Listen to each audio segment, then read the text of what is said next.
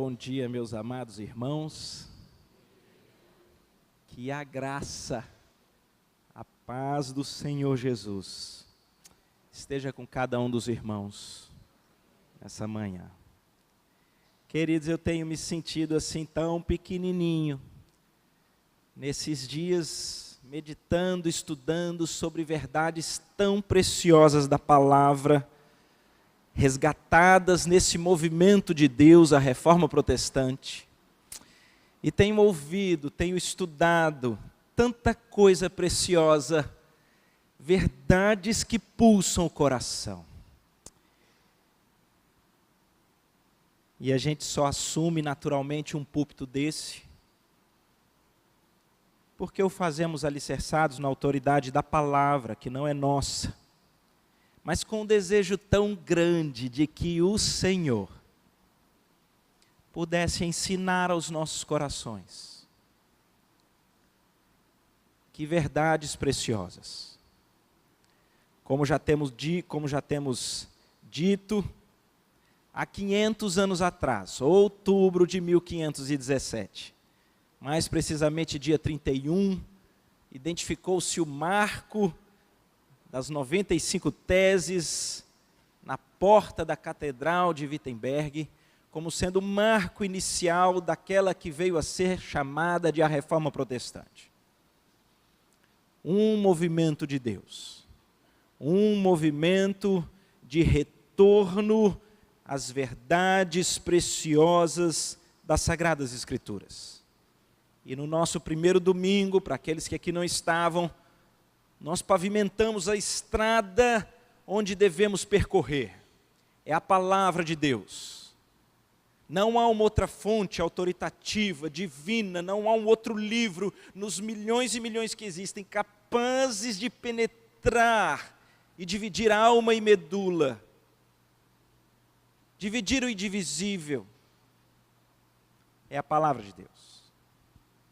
E no domingo passado, nós fomos a Jesus, Solus Christus. Um negócio maravilhoso. Algo que revela para nós que é possível. É possível o quê? É possível responder aquela pergunta, que era a pergunta-chave, base, em cima da qual se desencadearam as principais discussões na época da Reforma. E a pergunta era simples: como pode o ser humano, falido, injusto, pecador, decaído por natureza, como pode ser ele encontrado justo diante de Deus no julgamento final? Como é possível ao ser humano depravado se livrar da ira de um Deus puro, santo e justo? Como? E nós então vimos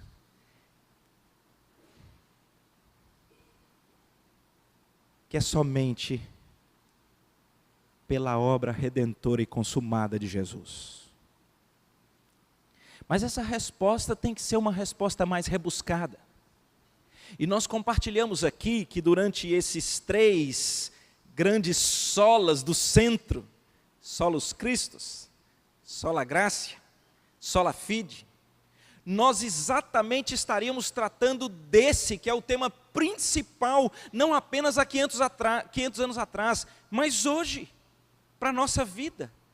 Como é possível você que está aí, que conhece seus pensamentos, seu egoísmo, sua mentira, sua promiscuidade, seu materialismo, seus ídolos, seus desvaneios, como pode você, diante de um Deus que perscruta os corações, que conhece todas as coisas, como pode você se safar, ser encontrado inocente e justo no julgamento desse Deus santo, santo, santo, mas justo? Como pode? E talvez hoje nós tenhamos aqui um dos mais preciosos ingredientes, que é um traço da nossa fé, e que deveria saltar no nosso coração, queridos. Porque é o nascedouro de tudo. Onde nasce essa história da salvação, aonde nasce essa possibilidade de sermos justificados em Cristo Jesus, aonde nasce essa possibilidade de nos livrar da ira vindoura, aonde nasce isso? Isso nasce na graça do nosso Senhor. Eu já adianto a vocês que não tereis sabedoria, didática, hermenêutica, exegese, para poder concluir a extensão da graça de Deus nas nossas vidas. Mas uma coisa eu posso fazer. Eu posso convidar os irmãos a irem comigo às Escrituras Sagradas. Mas irem de uma maneira diferente. Irem numa oração rápida e ligeira, dizendo: Senhor, ensina esse pilar, essa verdade ao meu coração. Porque nós vamos a um texto que eu chamaria de um texto-chave. Não posso dizer que é o único texto, a Bíblia é permeada por essa verdade, mas um texto onde fica fácil, até para quem vai pregar, até para quem vai estudar a Bíblia, conseguir identificar o tema. Esse ano, a gente teve, não foi, Léo? Lá em Goiânia, seminário sobre pregação, estudo bíblico e vários ensinos, e a gente precisa ler os textos e encontrar o tema. E várias chaves deveriam nos ajudar, os verbos, as repetições, mas esse texto, eu penso que ele nos leva todos a identificar o seu tema. E esse é o desafio para você. Lê comigo o texto. Vamos descobrir o que é que o Senhor está falando e comunicando aqui a nós. Efésios capítulo 2, versículos de 1 a 10. Abram as suas Bíblias, por favor.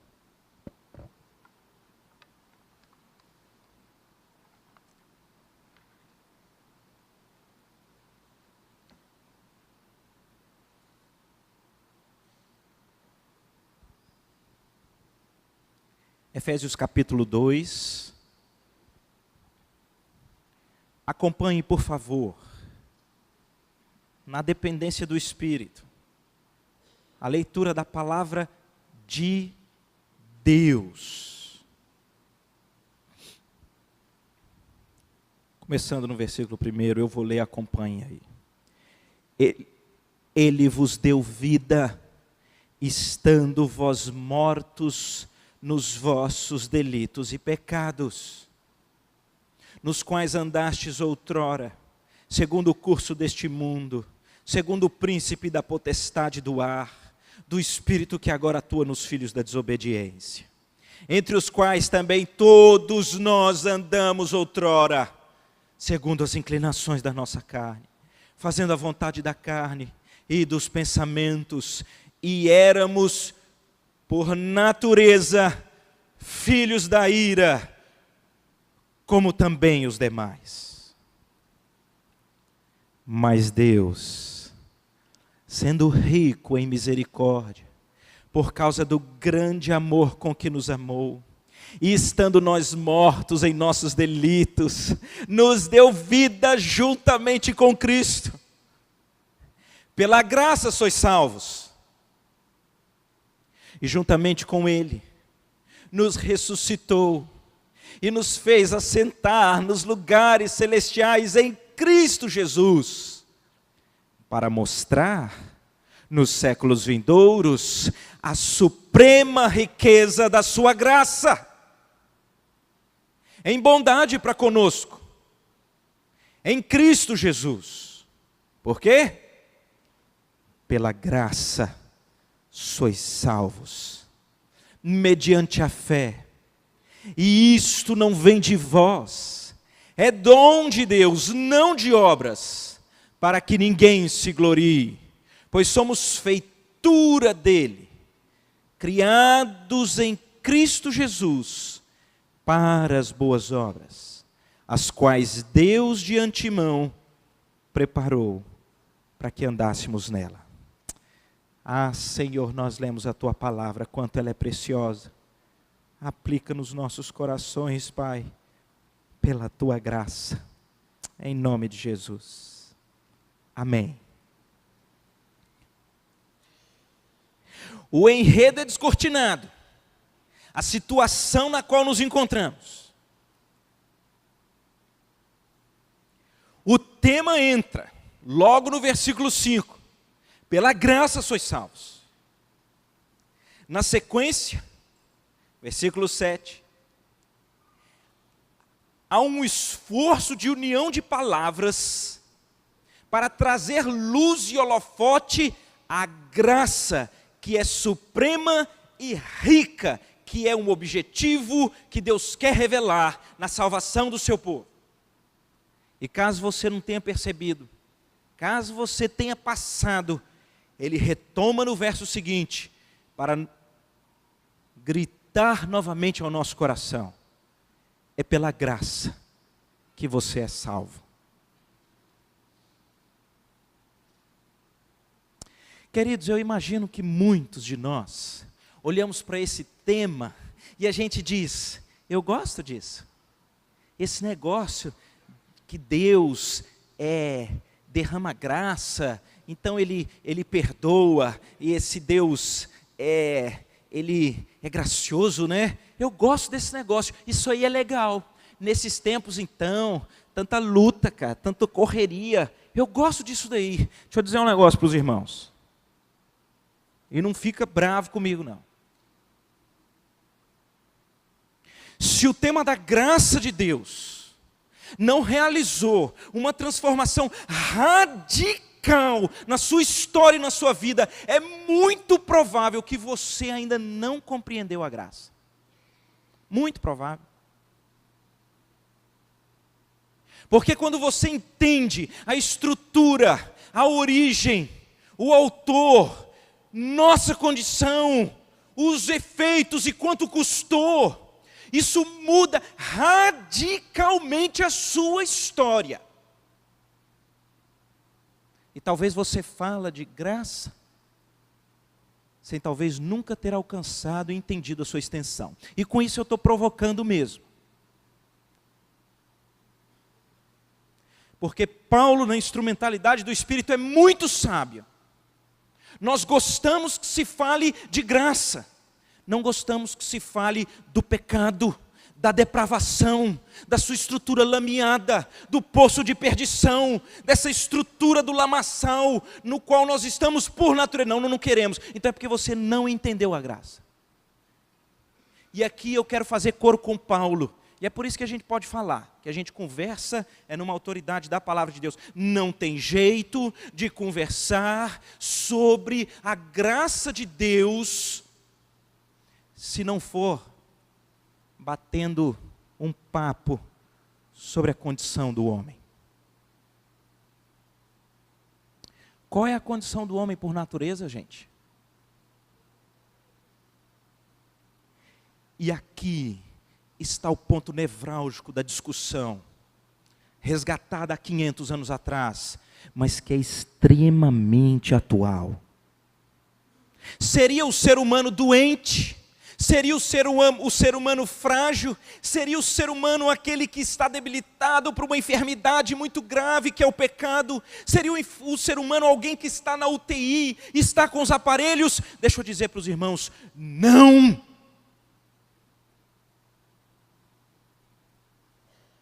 Não! A palavra de Deus afirma e reafirma: nós estávamos mortos nos nossos delitos e pecados. Posso dizer de novo? Morto espiritualmente, nada, nenhuma fagulha, não há estrutura nenhuma no ser humano para que ele possa se apresentar diante de Deus em qualquer traço de lapso de fôlego espiritual, para de alguma forma fazer algo e ser até ajudado para ao final ser encontrado santo, justo e reto diante de Deus. Nada. E é importante fazer essa distinção porque essa é a grande discussão. Porque o doente precisa do doutor? Precisa. O doente, ele precisa do remédio, precisa seguir o tratamento, precisa, mas ele tem que fazer. Ele tem que reconhecer que está doente, ele reconhece a sua extensão, ele precisa ir ao médico, lá ele recebe as instruções. O seu caso é grave, se não tomar o remédio todo dia, se não parar de comer aquelas coisas, se não fizer isso e aquilo, você está perdido. E o doente vai para casa e ele tem que fazer, é isso mesmo. Em alguma extensão, é assim que age o doente. E a gente sabe que tem muito doente com doenças crônicas aí, que aí ele precisava não fazer, quando vê ele faz, come, não toma remédio, é bagunça, e vira uma tragédia. Mas o que o morto precisa? O que o morto faz? O que o morto faz? Deixa eu dizer uma coisa, doença você ainda pode discutir, maior, menor extensão, complicação. O morto não. Você teve uma morte bonita ou uma morte feia, o seu estado é o mesmo. Você está morto. E a palavra de Deus, para trazer luz, a graça, ela prega o pecado. Essa é a nossa estrutura. Nós não gostamos de ouvir, mas é a palavra que diz: não há um justo, não há nenhum sequer, não há quem entenda, não há quem busque a Deus. Todos se extraviaram, todos se fizeram inúteis, não há quem faça o bem, não há nenhum sequer. Está me ouvindo? Morto espiritualmente, não há estrutura, porque esse é o divisor de águas. O que a igreja romana dizia, não negava a graça, não negava Cristo, não nega a fé. Mas como eu dizia domingo passado, é Cristo e eu. É graça, mas é o meu mérito. É fé, mas são as obras, senão não chego lá. Por isso que o slogan da reforma é sola, sola, solo, soli. Somente, somente, somente, somente. Preste atenção, se a graça de Deus, que é a origem da salvação, não se agiganta na eternidade, não olha para nós mortos em nossos delitos e pecados, não há escapatória. Nós, diz o texto, por natureza, somos filhos da ira de Deus. Por natureza. E é bom que a gente explique isso daqui, porque alguém pode dizer, sei não, Roberto, esse negócio aí de morto em delitos e pecados, eu conheço muita gente assim, mas eu não. Eu não. Não mato, não fumo, não roubo. A palavra de Deus não está dizendo que você já expressou na sua vida a totalidade de pecados que a sua natureza pode lhe fazer incitar. Não. Mas a palavra de Deus diz que não há uma área dos nossos pensamentos, das nossas estruturas, dos nossos melhores esforços que não sejam escravizados pelo pecado. Lutero, ele era um cara pancada. Ele dizia que o ser humano, sem a salvação do Senhor, ele é um cavalo. Sabe como? Montado por Satanás. É Lutero.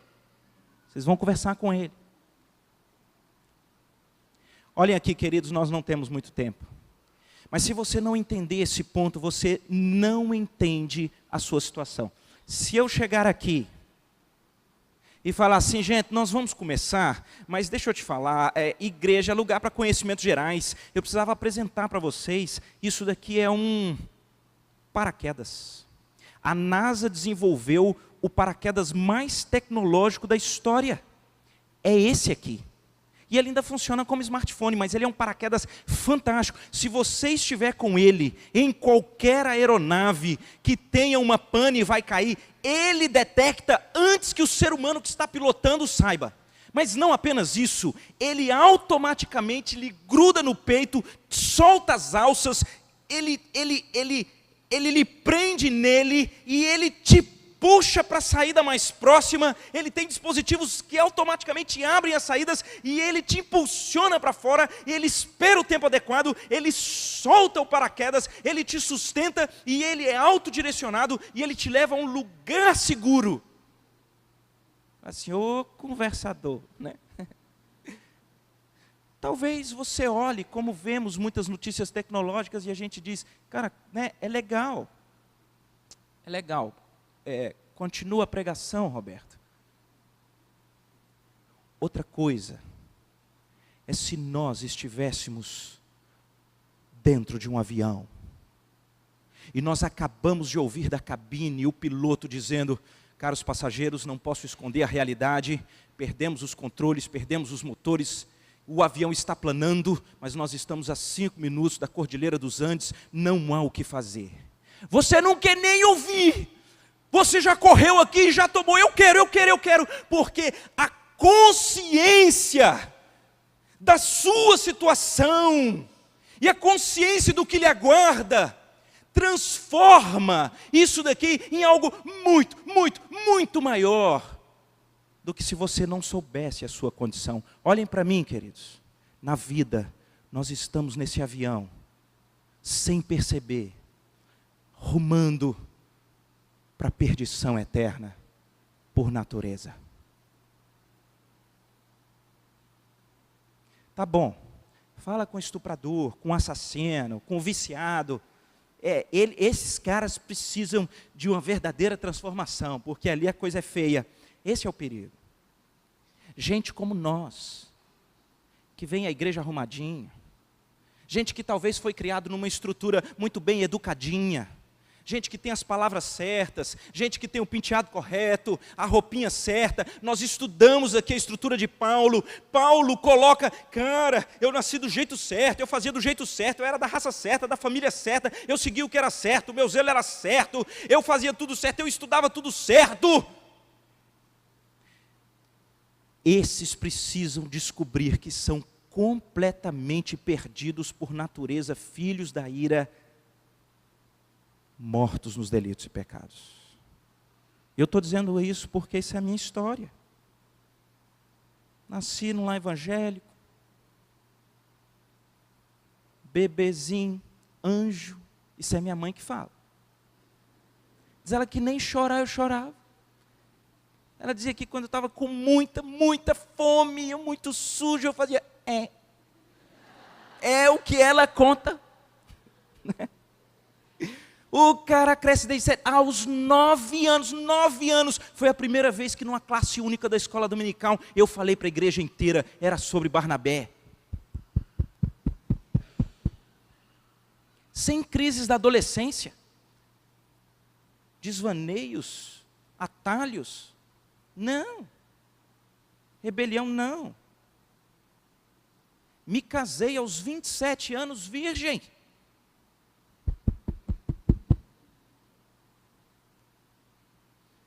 E há um perigo muito grande quando nós achamos que a nossa caminhada, ela de alguma forma, ela é como pontos positivos na agenda lá de Deus, e que nós apresentaremos para sermos recebidos, reconhecidos como justos e santos.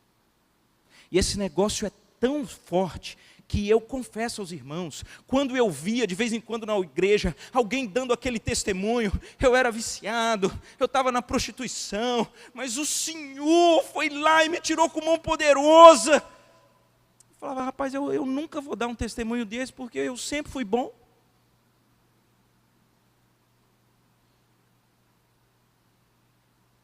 Quantos de nós são assim? Perdidos no auge das suas melhores intenções, pelo seu egoísmo, pelo temor aos outros, pelo anseio do elogio, por querer exigir de Deus. Quem deu alguma coisa primeiro a Deus para que Ele venha exigir? Sabe quando é que isso cai no seu coração? Quando você começa a se achar injustiçado. Sabe quando você é bom, você está fazendo tudo certinho, e você tem feito uma oração legítima, e Deus não responde, e a sua mente começa a dizer, cara, mas o que está acontecendo? Eu tenho feito tudo certinho, eu tenho agido tudo certinho, eu tenho feito tudo certinho, e Deus não age. Você não entendeu a graça. E a maior bênção é quando Deus pega a gente, talvez como eu, e Ele abre e descortina seu perdido, seu morto. Porque aí você se torna desesperadamente e humilhadamente carente da graça de Deus. Essa é a graça. Graça é o favor imerecido, mas isso não explica nada não, viu gente? Uma vez aqui na igreja, tinha um irmão com a gravata mais muito bonita. Eu cheguei e disse, cara, que gravata bonita. Sabe o que ele fez? Ele tirou a gravata e me deu. Eu falei, não, deu um favor imerecido. Mudou minha vida. Não mudou. Você fica feliz, mudou minha vida. Não, muita gente acha que a graça de Deus é isso. Não entendeu. Outra coisa, é como Martin Lloyd Jones, ele começa um exemplo dizendo, imagine que você saiu de casa angustiado e um amigo seu entra na sua casa e ele acha em cima da sua mesa uma conta. Você não está, mas ele é seu amigo, ele tem liberdade. Ele pega a conta e ele paga a conta. Então, quando você volta, você encontra a conta paga. Qual é o grau de alegria, de satisfação que você tem? Ele fala, depende.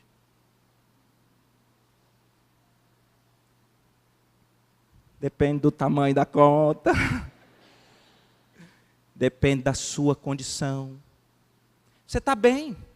Era a 20ª prestação do móvel que você comprou lá no Carnê da Casas Bahia. Bom, faltava 20 conto. Ele foi e pagou. Foi bom? Foi bom. Rapaz, obrigado, cara. Você é amigo mesmo. Mas se você está completamente quebrado, aquela conta é porque há 3 anos atrás, você não pagava mais o financiamento da sua casa sem dinheiro. E você recorreu a um agiota. E o agiota pagou. Mas o apelido do agiota é 3 anos. Se em 3 anos não paga, ele mata.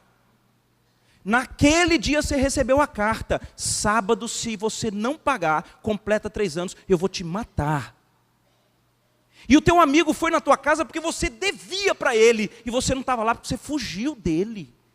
E o teu amigo pega a conta. É do agiota. E o teu amigo vai e paga. E ele te encontra para dizer, comigo está pago. Mas tem mais. Você ainda faltava do financiamento. Eu fui lá e já quitei no banco. Muda. Era a sua vida, cara. Muda tudo. Talvez você se lance. Você fala, cara, o que eu posso fazer? Me fala o que você quer. Você salvou a minha vida. Conhecer a nossa condição muda tudo para entender a graça. Ela é indispensável. Mas nós precisamos olhar a segunda parte do texto para nós caminharmos para o encerramento. O texto mostra para nós o que a graça realizou em nós, e as Escrituras mostram para nós qual foi o custo da graça. Deus, sendo rico em misericórdia, por causa do grande amor com que nos amou, e estando nós mortos nos nossos delitos, Ele nos deu vida juntamente com Cristo. Pela graça que sois salvos. E juntamente com Cristo, Ele nos ressuscitou. E nos fez assentar nos lugares celestiais em Cristo Jesus. Queridos, esses textos aqui de 4 a 6, isso aqui, deixa eu dar uma dica para vocês. Isso aqui está falando do efeito da graça na nossa vida. Só no discipulado, no currículo do pastor Sávio, esse tema da nossa nova identidade, do que Cristo já fez, leva 1 ano. E eu tenho 10 minutos. Vai dar? Eu morro de tristeza de pensar em gente saindo sem entender a imensidão da necessidade indispensável que era, mas talvez sem entender o quanto isso custou e o que isso realiza na nossa alma. Não preciso dizer para vocês que isso custou a vida lá na cruz de Jesus. Mas preste atenção, Algumas pessoas assistem os filmes, e eu gosto, A Paixão de Cristo, é legal, a gente assiste, e nós ficamos muito inquietados, e nós ficamos assim muito sensibilizados, com aqueles açoites, com osso na ponta, que tira e chega o sangue, espirra, e aquela coroa de espinho, aquele negócio, você fala assim, foi isso que Jesus sofreu por mim? Foi também, mas isso não é nada comparado ao que de fato Cristo sofreu por nós. Porque Cristo estava lá no madeiro, as suas mãos furadas, os seus pés furados, o seu lado traspassado, a coroa aqui dentro, ele todo ensanguentado, vestes rasgadas, mas ele não grita, ai minha mão, ele não grita meu pé, ele grita, Deus meu, por que me desamparastes? O que custou foi Cristo receber a ira de Deus que por natureza deveria ser derramada em nós. Cristo recebe a ira de Deus. Deus deu as costas para Cristo, como quem tinha que dar as costas para nós, porque pela nossa natureza nós somos separados de Deus. O cálice que ele disse, se possível afasta, é o cálice da ira de Deus pelos pecados nossos. Você compreende quanto custou?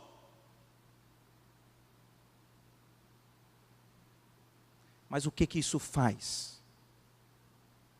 Não sei se vocês perceberam, eu não vou fazer para vocês a estrutura exegética do original dessas 3 coisas aqui que Deus fez. Não vou, porque eu não sei. Eu sei de uma coisa. Existem 3 coisas aqui que acontecem com quem é alcançado pela graça.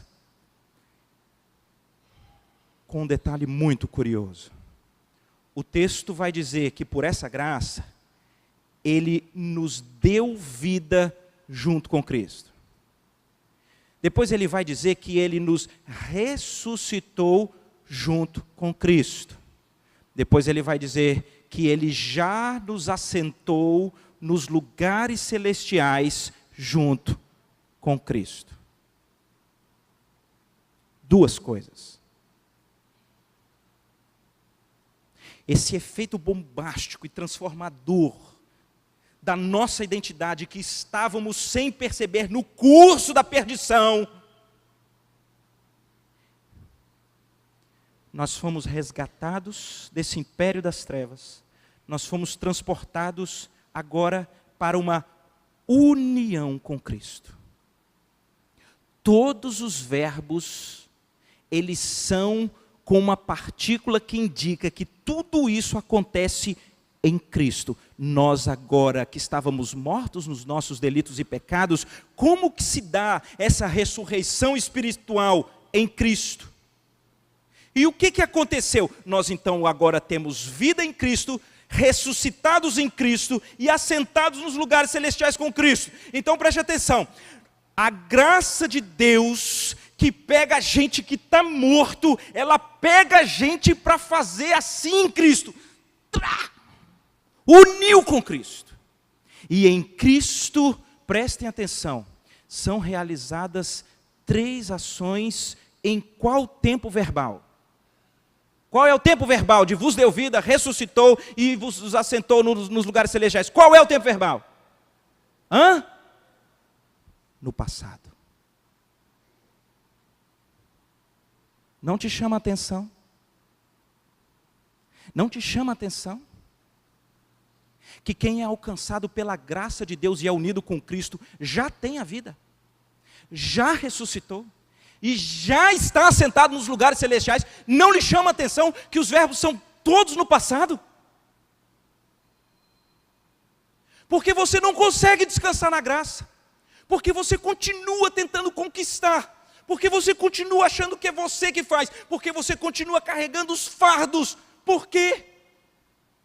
Talvez a extensão da graça que nos é dada em Cristo Jesus não lhe alcançou. Essa aqui é mais uma daqueles estudos teológicos do já e ainda não, porque o texto está dizendo, em Cristo nos foi dada a vida, em Cristo nós já ressuscitamos, em Cristo já estamos sentados nos lugares celestiais. O jogo já está ganho, o campeonato já é nosso. Mas sabe, é como se fosse, eu e meus exemplos bobinhos, é como se fosse o campeonato.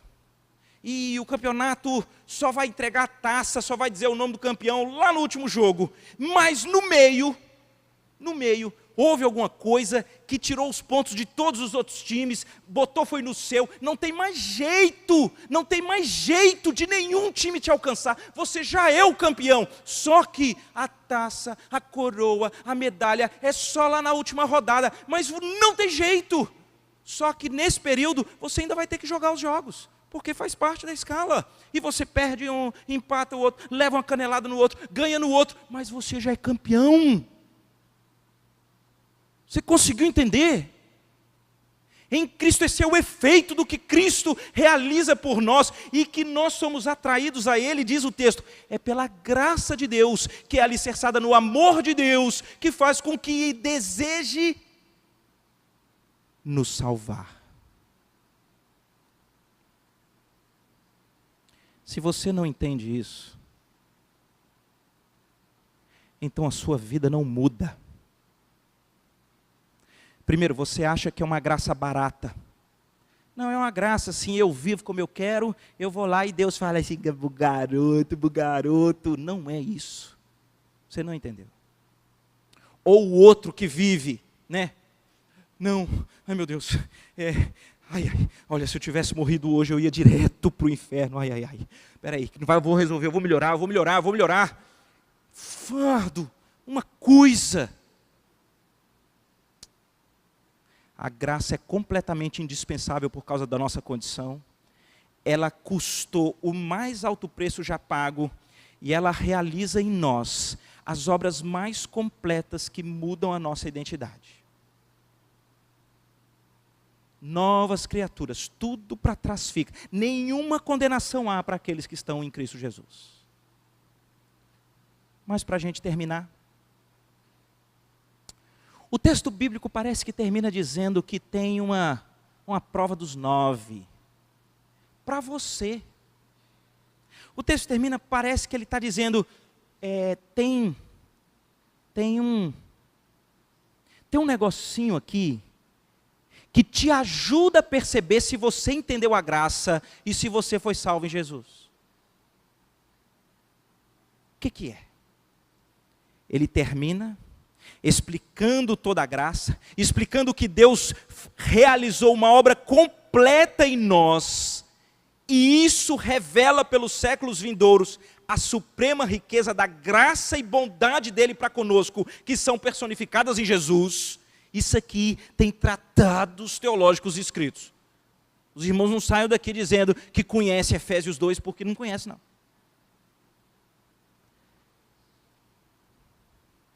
Ele termina dizendo, e você que diz, cara, eu sou bom, eu sou inteligente, eu ouvi e falei, não, a minha situação é essa, muito ruim mesmo, eu ouvi sobre a graça, eu entendi o que Jesus fez, e eu fui atrás, eu que aceitei, eu levantei a mão, eu fui lá na frente, tem até foto, eu criei, a fé, eu é que criei, sim. E Deus então te chama e diz, vem cá, é pela graça que você é salvo, não é por nenhuma obra, porque não é para você bater no peito e se gloriar, dizendo, eu é que dei um passo, eu aceitei, eu fui. E ele vai dizer um negócio maravilhoso.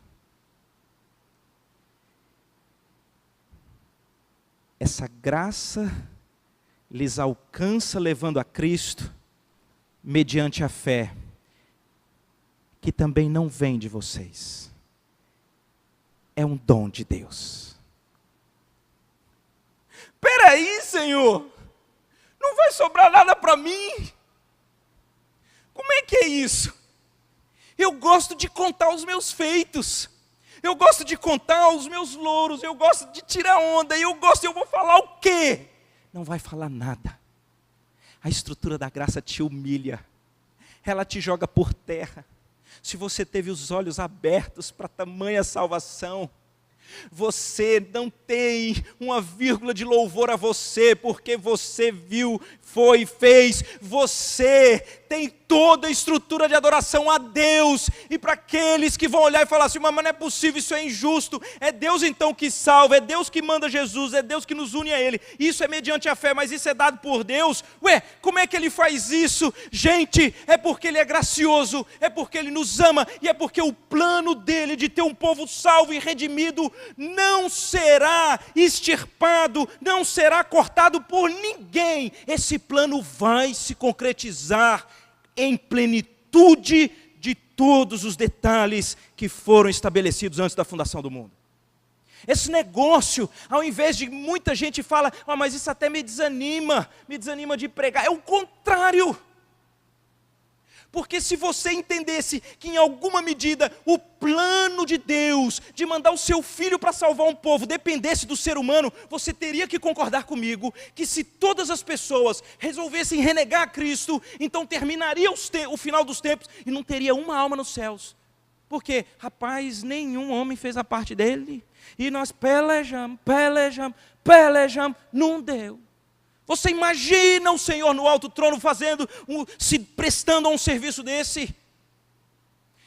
Ele disse que no último dia, gente de todo povo, raça, língua, tribo e nação, estariam naquele átrio louvando ao Senhor. Portanto, pode pregar, pode ir lá para o Congresso Nacional, vai ter político se rendendo aos pés de Cristo, vai ter autoridades, corruptos sendo transformados, vai ter moralista, vai ter índio, vai ter africano, vai ter brasileiro, de todas as tribos. Pode ir pregar, querido.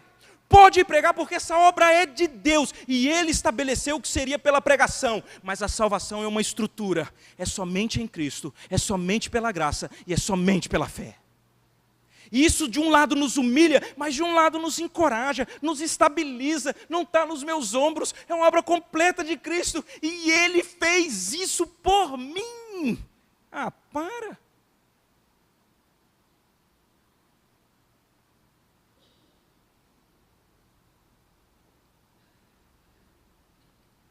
Pois somos feitura dele. Somos feitura dele. Criados em Cristo Jesus para as boas obras, as quais Deus de antemão preparou para que andássemos nelas. Como é que está a sua vida hoje? Como é que está hoje a sua vida? Essa é a pergunta. Quando queremos reconhecer e saber se somos salvos, não é olhar algum evento assim, como é que está a sua vida hoje? Qual é o grau de êxtase?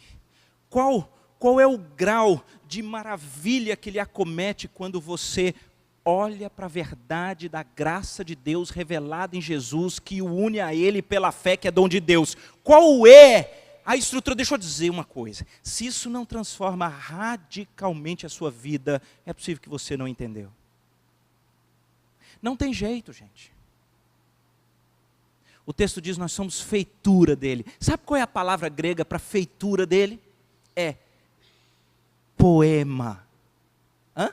Não é legal? Nós somos um poema de Deus. É um poema. A sua história, a minha vida no Senhor é um poema. Pode olhar lá no original, eu olho no meu aplicativo. Ele põe lá que é poema. E ele explica, é uma obra de arte. Sabe, no poema, aquela parte do drama, aquela parte, Deus está nessa história da obra de arte. E quando somos alcançados pela graça, há um propósito. Sendo completamente refeitos nele, nós seguiremos o poema que Jesus estabeleceu. O poema que Jesus estabeleceu está nas Escrituras.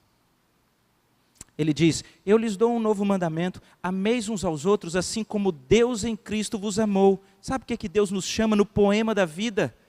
Você entendeu a graça? Então, ame graciosamente. Não, aí não.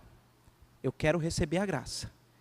Mas eu sofrer o dano para alguém, eu não. Não entendeu. No poema do Senhor, se o teu inimigo tiver fome, você dá de comer. Se tiver sede, você dá de beber. Porque quando você faz isso, você amontoa brasas vivas na sua cabeça. Sabe o que é isso? É o trauma que a graça dá. Quando você é gracioso com alguém que não merece, o cara que te fecha no trânsito, e lá na frente você freia e dá lugar para ele entrar de novo. Sabe aquele que te exige 1 milha e você vai 2, lhe rouba uma capa e você dá uma túnica, lhe bate de um lado e você oferece o outro. Essa vida de graça que nós somos chamados a ter em Cristo, isso traumatiza as pessoas, como nós somos traumatizados por Deus. Essa é a verdade. O que o texto diz é, quem é encontrado pela graça de Deus é traumatizado, ele não dá conta.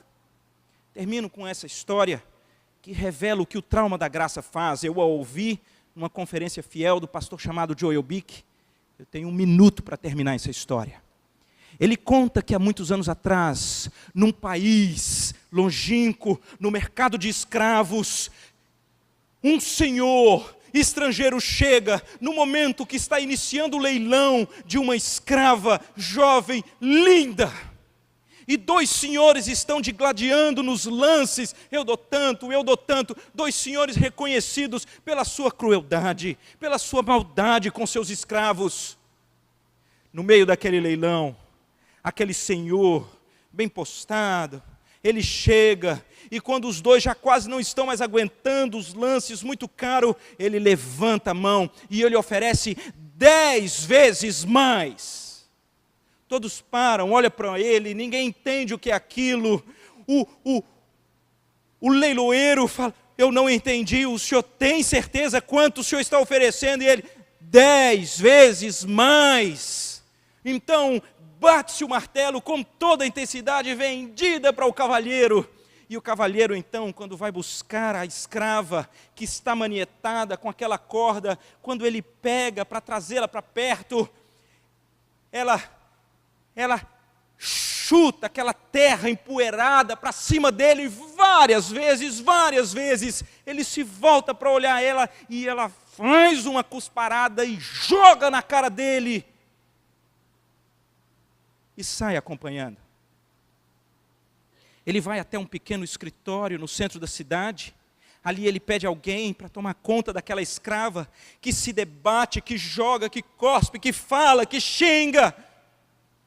Então, depois de um pequeno período lá dentro, ele volta, e ele está com um documento nas mãos, e ele diz, essa daqui é a sua alforria, você está livre, eu paguei 10 vezes mais, mas eu vim te libertar, e aqui, você tem mais do que o que eu paguei por você, para que você possa se sustentar.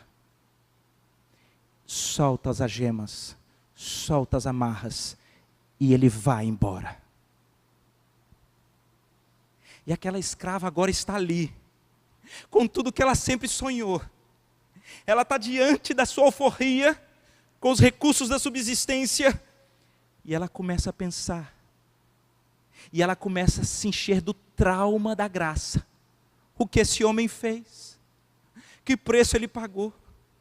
Ele me deu, parece que tudo o que eu queria, mas o que eu fiz sem entender, eu o sujei, eu o cuspi, eu desfirei impropérios, e aquele homem está longe, quase a virar nas estradas, e aquela mulher então, sai correndo, e ela corre até ele, e ela diz, deixe-me lhe seguir, eu quero ser a sua escrava.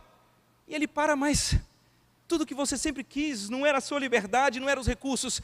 Ela diz, você me libertou, você fez tudo o que eu queria, agora eu quero ser a sua escrava, eu quero lhe conhecer, eu quero saber a música que você gosta porque eu vou cantar, eu quero saber a comida que você gosta porque eu vou preparar, eu quero lhe conhecer, entender todos os seus caminhos, porque eu lhe servirei até o fim da minha vida. Essa é a estrutura de quem é achado pela graça. Ele é traumatizado, não tem jeito de viver uma outra vida, senão seguindo o seu Senhor, conhecendo o seu Senhor, e cumprindo, vivenciando, experimentando as obras que Ele preparou de antemão, para que andássemos nela. Não é para conquistar, é porque fomos conquistados. Senhor, a tua graça, diz o salmista, é melhor do que a vida. Eu temo, Pai, que muitos de nós vamos ainda caminhar sem entender a intensidade, a extensão, a dimensão, a maravilha da tua graça. Talvez muitos de nós não entendamos a perdição, depravação e a estrutura morta da nossa natureza sem Deus, que só merece uma coisa, a ira. Ó Pai, mas se for do teu agrado, revela essa estrutura, revela essa condição, para que a tua graça, que é fruto do teu amor revelado a nós em Cristo Jesus, seja traumatizante nas nossas vidas. Que nós possamos entender que há uma nova identidade que nos foi dada em Cristo, nós somos unidos a Ele, temos vida, ressuscitamos, estamos assentados nos lugares celestiais, nós temos Cristo Jesus. As circunstâncias dessa vida não são capazes de roubar o sorriso, a alegria. É por isso que Paulo diz: eu vivo contente em toda situação, é na honra, é na humilhação, é na fartura ou é na fome, é na abundância ou na escassez, porque Ele já está em Cristo fortalecido. Pai, dá-nos a compreensão dessa estrutura, e que nessa união com Cristo, o Senhor nos deu o anelo, o privilégio, a alegria de conhecê-lo mais, de caminharmos mais com o Senhor, de experimentarmos mais os seus propósitos para nós, sem peso porque o teu fardo é leve, sem peso porque o teu jugo é suave, sem peso porque o Senhor dá descanso para a alma, mas no Senhor, vivendo porque fomos conquistados, vivemos porque fomos alcançados, vivemos porque fomos redimidos, vivemos porque a tua graça nos salvou. Ó Deus, chama-nos para uma conversa agora nesse momento da mesa, revelando a tua graça em nome de Jesus.